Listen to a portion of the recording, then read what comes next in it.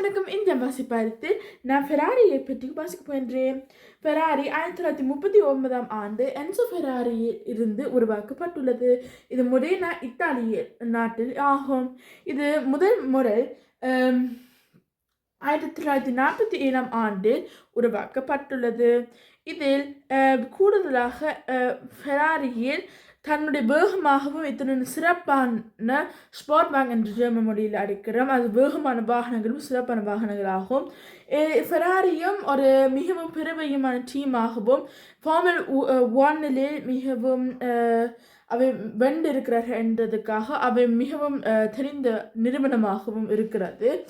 இவை முதலாக 1950ஆம் ஆண்டில் 16 கான்ஸ்ட்ரக்டரும் 15 ஓட்டுபவர்களுடன் இதனை முதலாக அவை ஃபார்மல் 1 வென்றிருக்கிறார்கள். இவை இப்பொழுது நிறைய வித்தியாசமான வாகனங்களையும் இப்பொழுதும் உருவாக்கி கொண்டிருக்கிறார்கள். தங்கள் லோகோவும் சிம்பலிக்கும் நல்ல வித்தியாசமானதாகும். இது ஒரு குதிரையை காட்டினால அது நல்லா வேகனத்துக்கும் தன்னுடைய வீரத்தும் போலவற்றை எல்லாம் காட்டுகிறது.